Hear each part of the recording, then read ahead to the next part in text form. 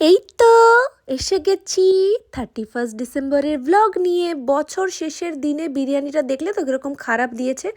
আর কি করা যাবে, বর একটু বাজার টাজার করে নিয়ে এলো। যতই বাইরের খাবার হোক, একটু তো ঘরের খাবারও লাগে। মোমোর খাবারও এসে গেছে, আমরা খাবো, খাবে না তা কি হয়।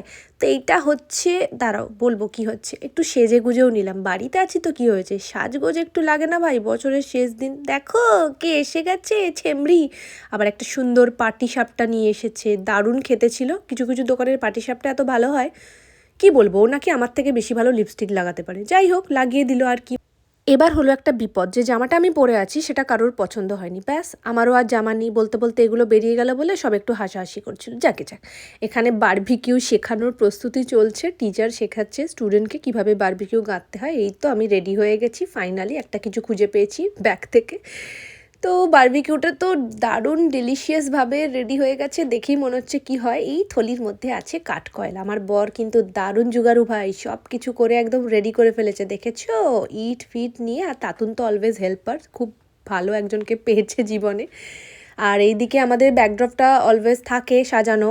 এ কে এসেছে, কে কে কে কে দাঁড়াও, দেখতে পাবে কোন শয়তান এসেছে আমাদের বাড়িতে। তো আমরা একটু আগুন টাগুন সেকে, এই যে মাংস সেকা চলছে পুরো দমে।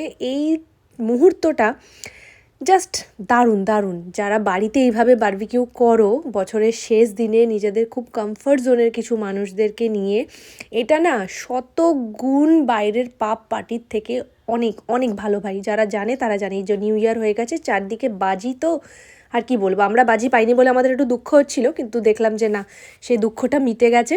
ওই যে সিঁড়ির কাছে লুকোচুরি খেলছিল, ও হচ্ছে সোমনাথ শয়তান। ও অ্যাকচুয়ালি ভাইয়ের বন্ধু, কিন্তু আমাদের সাথে ভাইবটা এত এত ভালো ম্যাচ করে যায়। আমরা ট্রিপ করেছিলাম একসাথে গোর খেতে, ভীষণ মেমোরেবল একটা ট্রিপ ছিল। এ কি, এদের কী অবস্থা, তো ভূতের মতো লাগছে। এই যে হাওয়া করছে শয়তান, একে পাওয়া গেছে প্রায় 2 বছর পর মার্কেটে। কেমন শয়তান চিন্তা করতে পারছো।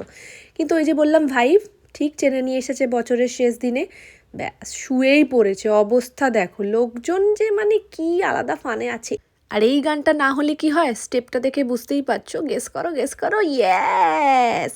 গানটা দিয়ে পোস্ট করেছিলাম, কিন্তু ইউটিউবের কোথায় গায়ে জ্বালা ধরলো কি জানি। আমি বোধহয় ওর গান ব্যবহার করে বিশাল কোটি টাকা কামিয়ে নিতাম, এই একটা ভয় ছিল মেবি। যাই হোক, তো এই গানটা ব্লক করে দিল। তো আমি আমার ভয়েসে সুন্দর গান দিয়ে চালিয়ে দিলাম। কি গানের মানে তা তো বুঝি না।